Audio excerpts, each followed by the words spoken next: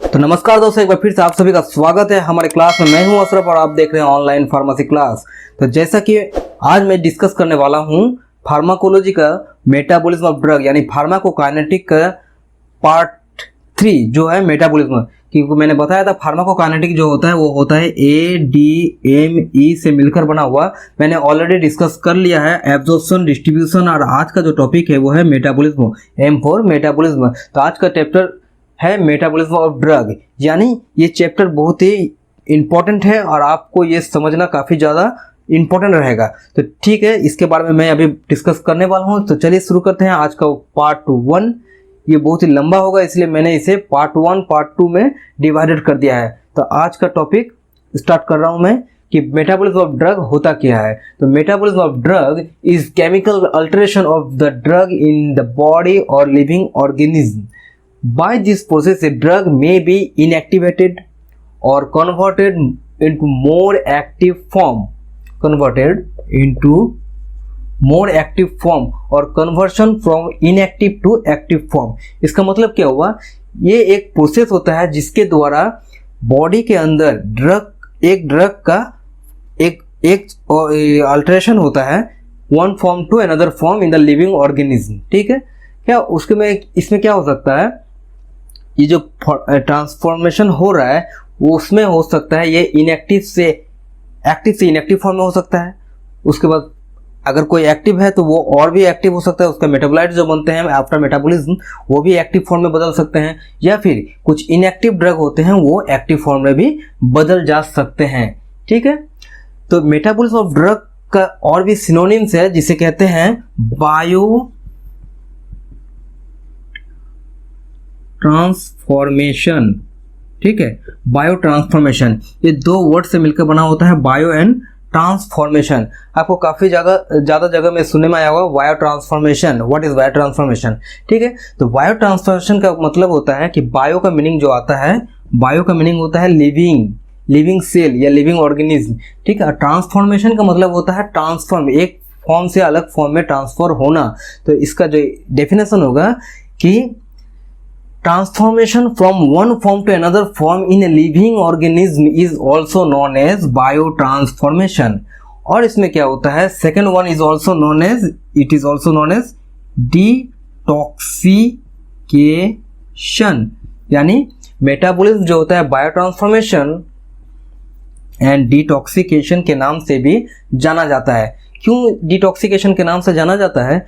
क्योंकि after metabolism जो metabolite होते हैं अगर वो नहीं हो और उसका फिर एलिमिनेशन होते हैं, ठीक है, थ्रू किडनी, यूरिन के द्वारा उसका एलिमिनेशन हो जाता है। ठीक है, अगर वो नहीं हो, ये मेटाबॉलिज्म अगर नहीं हो, तो वो जो फॉरेन पार्टिकल्स जो होते हैं यानी कि मेडिसिन हो, सब्सटेंस हो, ड्रग कोई भी होता है, उनका अगर मेटाबॉलिज्म ना हो तो बॉडी के डिफरेंट पार्ट में उसका एक्यूमुलेशन होने लगता है और वो जो मेटाबोलाइट्स, वो जो फॉरेन पार्टिकल बॉडी के अंदर होते हैं वो अपना टॉक्सिक इफेक्ट प्रोड्यूस करने लगते हैं। ठीक है, तो ये क्या होता है, मेटाबॉलिज्म के कारण, इस प्रोसेस के कारण उसका टॉक्सिक इफेक्ट बॉडी के अंदर प्रवेश रिस्पॉन्स नहीं होता है और वो एलिमिनेशन उसका हो जाता है बॉडी से, जिस कारण से इसका नाम डिटॉक्सिकेशन भी कहा जाता है। क्लियर? तो इससे हम लोग मेटाबॉलिज्म जो होता है उसको हम बायोट्रांसफॉर्मेशन या डिटॉक्सिकेशन के नाम से भी जानते हैं। साथ ही साथ क्या होता है,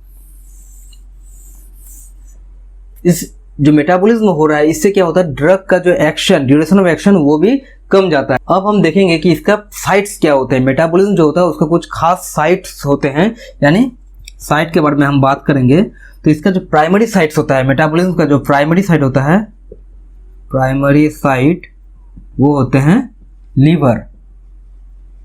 अधिकतर इसका मेटाबॉलिज्म जो होता है लीवर में होता है। कुछ सेकेंडरी साइट्स भी होते हैं, सेकेंडरी साइट्स में आ जाता है आपका किडनी होते हैं, लंग्स आ जाते हैं, लंग्स, इंटेस्टाइन, स्किन के द्वारा भी होता है, टेस्टिस, प्लाज्मा, इसमें भी थोड़ी मात्रा में मेटाबॉलिज्म होते हैं। ठीक है, तो प्राइमरी साइट जो होते हैं वो लीवर होते हैं। इसमें अगर कोई ड्रग लिया जा रहा है, अगर लिपिड सॉल्युबल ड्रग होते हैं यानी नॉन पोलर ड्रग होते हैं, तो क्या होता है, मान लेते हैं एक लिपिड सॉल्युबल ड्रग हम लेते हैं, वो होता है क्या, उसका कन्वर्शन करता है, मेटाबॉलिज्म क्या करता है, लिपिड सॉल्युबल ड्रग को वाटर सॉल्युबल में बदल देता है, यानी पोलर बना देते हैं। पोलर बनने के कारण वो वाटर सॉल्युबल हो जाते हैं, टेंडेंसी लेस लिपिड सॉल्युबल या फिर पोलर बना जाते हैं। पोलर बनने के कारण क्या होता है, वो किडनी के द्वारा में जाता है और फिर यूरिन के माध्यम से उसका एलिमिनेशन बॉडी के बाहर हो जाता है। तो इसमें और एक इम्पोर्टेंस इसका जानने में आ रहा है कि एलिमिनेशन हो रहा है, जो कि फार्माकोकाइनेटिक का नेक्स्ट स्टेप है एलिमिनेशन, ठीक है। ये तो एलिमिनेशन के लिए मेटाबॉलिज्म का होना काफ़ी ज़्यादा इम्पोर्टेंट होता है, ठीक है। ये भी एक इम्पोर्टेंट कंडीशन है, ठीक है। इसके बाद हम बात करेंगे मेटाबॉलिज्म कॉजेज। क्या करते हैं मेटाबॉलिज्म, यहाँ मैंने जैसे बताया इनएक्टिवेशन करते हैं, मोर एक्टिव बना देते हैं या फिर एक्टिव टू इनएक्टिव फॉर्म में बदल देते हैं। तो इस क्या होता है, इनएक्टिवेशन होता है मेटाबॉलिज्म में, मेटाबॉलिज्म कॉजेज इनएक्टिवेशन, ठीक है। तो इनएक्टिवेशन में क्या होता है, सम ड्रग्स आर इनएक्टिवेटेड हो जाता है आफ्टर मेटाबॉलिज्म, यानी उसका जो मेटाबोलाइट होते हैं वो इनएक्टिव फॉर्म में हो जाते हैं, इनएक्टिव फॉर्म में हो जाते हैं। ऐसे कुछ ड्रग्स, क्या उसका एग्जांपल क्या है, जैसे कि non steroidal anti inflammatory drug आ जाते हैं, जैसे आइबुप्रोफेन, पैरासीटामोल, क्लोरामफेनिकोल, इस तरह के कुछ ड्रग्स आ जाते हैं जो आफ्टर मेटाबॉलिज्म क्या होता है, जो मेटाबोलाइट्स में बदलते हैं वो इनएक्टिव फॉर्म में बदल जाते हैं। इनएक्टिव फॉर्म में बदल जाने के कारण वो फिर अपना एक्शन या फार्माकोलॉजिकल एक्शन नहीं दिखा पाते हैं। तो इस तरह के ड्रग्स होते हैं आइबुप्रोफेन, पैरासीटामोल एंड क्लोरामफेनिकोल, ठीक है। ये हो गया मेटाबॉलिज्म के कारण ये होता है संभव इनएक्टिवेशन फॉर्म में। सेकेंड वन जो आता है वो होता है active to active form into more active या मोर एक्टिव और एक्टिव। तो some of the drug after metabolism, जो मेटाबोलाइट्स बनते हैं वो और भी एक्टिव हो जाते हैं या फिर सेम एक्टिविटी उसका रहता है। तो इसका मतलब क्या होता है, अगर उसका फार्माकोलॉजिकल एक्शन के बारे में बात करें तो जो एक्टिव ड्रग होते हैं, एक्टिव ड्रग और उसका जो मेटाबोलाइट्स जो बनता है वो दोनों के एक्शन को मिला कर हम लोग उसको कैलकुलेट करेंगे कि उसका फार्माकोलॉजिकल एक्शन, ठीक है, यानी ये प्रोलॉन्ग एक्शन दिखाने लगता है, ठीक है। तो इस तरह के एग्जांपल जैसे आ जाता है मॉर्फिन जो ड्रग होता है उसका जो मेटाबोलाइट साइड होता है मॉर्फिन 6 ग्लूकुरोराइड, ठीक है। ये उसका मेटाबोलाइट्स होता है जो कि एक्टिव फॉर्म में रहता है, यानी एक्टिव फॉर्म से एक्टिव फॉर्म में ही उसका मेटाबोलाइट्स भी एक्टिव फॉर्म में ही बदल रहा है। तो इस तरह का एग्जांपल हो गया मॉर्फिन। सेकेंड आता है डायजिपम बदलता है किसमें, डेसमिथाइल डायजिपम या फिर ऑक्साजिपम में बदल जाता है, ठीक है। ये कुछ एग्जांपल हो गए हैं जो टाइप 2 यानी active form to active form, more active या एक्टिव फॉर्म के कंडीशन में अप्लाई होते हैं। इस तरह के एग्जांपल्स आ जाते हैं, ठीक है। थर्ड में जो आता है, इसे मैं मिटा देता हूं, थर्ड में जो आ रहा है वो होता है इनएक्टिव टू एक्टिव फॉर्म। ये एक इंपॉर्टेंट होता है, इसे प्रोड्रग भी कहते हैं, प्रोड्रग। इस तरह के ड्रग का क्या फंक्शन होता है कि ये ड्रग जब हम लोग लेते हैं, ड्रग सब्सटेंस या मेडिसिन जो भी हम कहेंगे, वो जब हम लेते हैं तब क्या होता है, वो इनएक्टिव फॉर्म में लेते हैं, लेकिन बॉडी के अंदर जब जाता है फिर उसका डिसइंटीग्रेशन डिजोल्यूशन, अगर टैबलेट फॉर्म में है तो डिसइंटीग्रेशन डिजोल्यूशन हो रहा है, फिर उसका एब्जॉर्प्शन हो रहा है, मेटाबॉलिज्म डिस्ट्रीब्यूशन हो रहा है, फिर मेटाबॉलिज्म हो रहा है। तो मेटाबॉलिज्म होने के बाद क्या होता है कि वो एक्टिव फॉर्म में बदल जाता है। पहले हम लोग ले रहे हैं इनएक्टिव फॉर्म में, लेकिन अंदर जाने के बाद वो डिफरेंट कंडीशन के बाद या प्रोसेस के बाद वो एक्टिव फॉर्म में बदल जाता है। तो इस तरह के ड्रग को हम कहते हैं प्रोड्रग। ठीक है, ये काफ़ी ज़्यादा इंपॉर्टेंट रोल दिखाता है, शो करता है।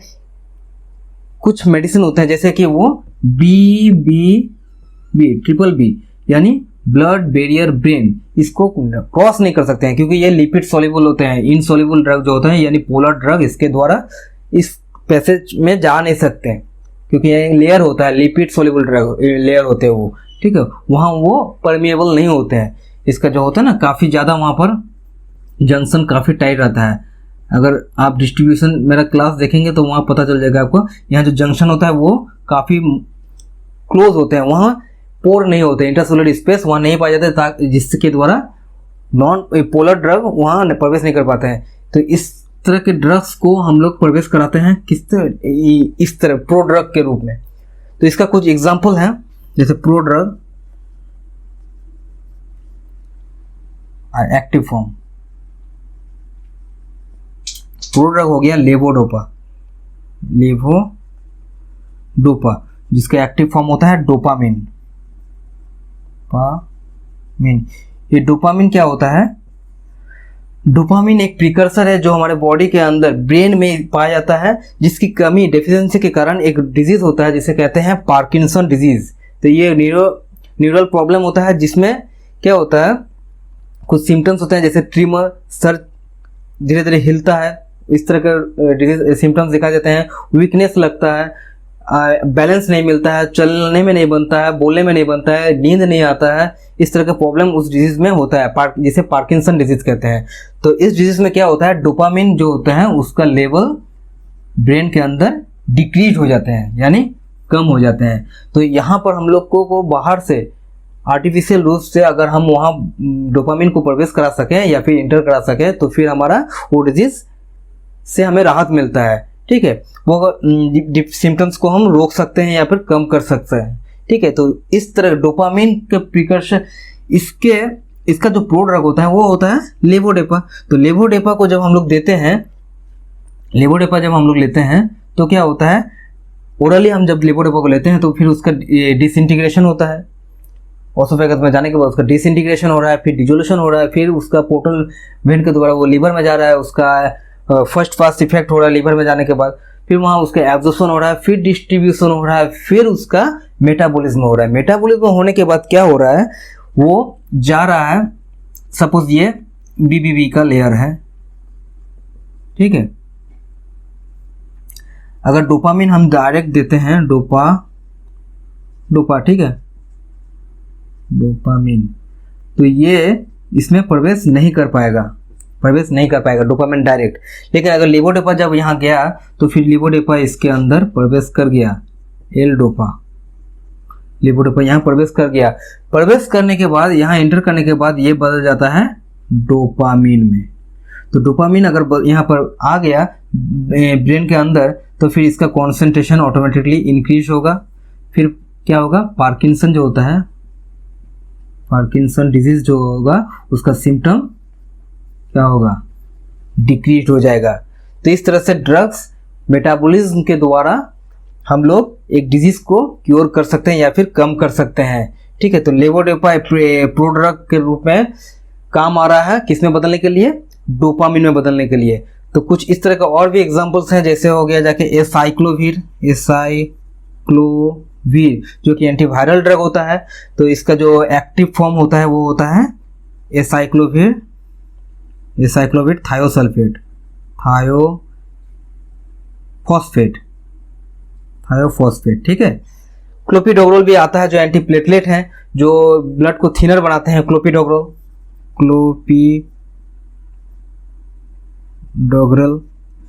थिनर बनाते हैं, ये होता है थायोमेटाबोलाइट्स में बदल जाते हैं,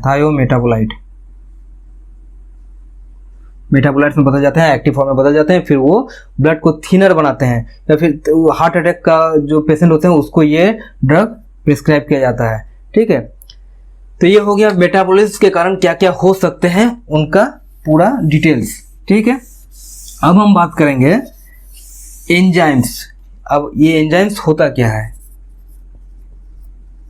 एंजाइम्स क्या होते हैं, तो ये जो सारा मेटाबॉलिज्म का खेल है ये एंजाइम्स के द्वारा ही संभव हो पाता है। तो ये एंजाइम्स क्या होते हैं, तो enzymes is the protein which help, जो मदद करता है किसमें ना, मेटाबॉलिज्म में, इनसाइड द बॉडी। और अगर दूसरे शब्दों में अगर कहें तो एंजाइम्स एक प्रोटीन है जो बॉडी के अंदर होने वाले डिफरेंट बहुत तरह के केमिकल रिएक्शन में हमें मदद करते हैं, होने में मदद करते हैं। वो केमिकल रिएक्शन का होना संभव तभी हो पाता है जब वो एंजाइम मौजूद होते हैं। तो ये एंजाइम्स कहाँ पाए जाते हैं, लीवर में। ठीक है जी, ठीक है, लीवर में पाए जाते हैं। तो ये लीवर के जब माइक्रोसोम या एंडोप्लाज्मिक स्मूथ एंडोप्लाज्मिक रेटिकुलम में एंजाइम्स पाए जाते हैं तो उसको कहते हैं माइक्रोसोमल एंजाइम्स। ठीक है, और लीवर के बाहर अगर एंजाइम्स पाए जाते हैं तो उसे कहते हैं नॉन माइक्रोसोमल एंजाइम्स, जो कि पाया जाता है साइटोप्लाज्म एंड माइटोकॉन्ड्रिया में। तो कुछ माइक्रोसोमल एंजाइम्स अगर ये लीवर में पाया जाता है इसलिए इसे hepatic microsomal drug metabolising enzymes के नाम से भी जाना जाता है। काफी बार ये क्वेश्चन आता है कि what is hepatic microsomal enzymes या ड्रग मेटाबोलाइजिंग एंजाइम्स। तो इसका आंसर यही होगा कि लीवर के जो स्मूथ एंडोप्लाज्मिक रेटिकुलम में जो एंजाइम्स पाए जाते हैं उसे hepatic microsomal drug metabolising enzymes कहा जाता है। जिसका कुछ एग्जांपल्स हैं, एग्जांपल्स हो जाते हैं यहाँ पर UGT NADPHC रिडक्टेज एंजाइम्स। ठीक है, साइटोक्रोम P450 रिडक्टेज एंजाइम्स। ठीक है, ये तरह तरह के एंजाइम्स और भी पाए जाते हैं, ETC बहुत एक्सेट्रा बहुत ज़्यादा यहाँ एंजाइम्स मिलते हैं। लेकिन जो खास इंपॉर्टेंट एंजाइम्स होते हैं जो मेटाबॉलिज्म में मदद करते हैं वो होता है NADPHC reductase enzymes and cytochrome P450 reductase enzymes. इसका काफ़ी ज़्यादा यूज होता है मेटाबॉलिज्म में एज ए एंजाइम्स। और ये क्या करते हैं, केमिकल रिएक्शन को प्रोमोट करते हैं या फिर स्टिमुलेट करते हैं, बढ़ाते हैं। ठीक है, तो ये पूरा डिस्कशन रहा आज पार्ट 1 के बारे में, जिसमें मैंने सब कुछ क्लियर कर दिया। नेक्स्ट पार्ट में मैं आपको बताऊंगा या डिस्कस करूंगा कि ये जो मेटाबॉलिज्म हो रहा है उस फेज 1 एंड फेज 2 रिएक्शन के बारे में बताऊंगा, यानी उसका मेथड या मैकेनिज्म के बारे में बताऊंगा। डिफरेंट फैक्टर जो होते हैं वो उसके बारे में बताऊंगा जो इसको इफेक्ट करते हैं, मेटाबॉलिज्म और ड्रग को इफेक्ट करते हैं। डिफरेंट फैक्टर्स के बारे में मैं डिस्कस करूंगा। ठीक है, तो आज का ये पार्ट 1 खत्म, यहीं पे मैं खत्म करना चाहूँगा। पार्ट 2 अगर आपको देखना है तो जरूर मेरे इस चैनल को सब्सक्राइब कीजिए और हमारे साथ बने रहिए। धन्यवाद, मिलते हैं पार्ट 2 में।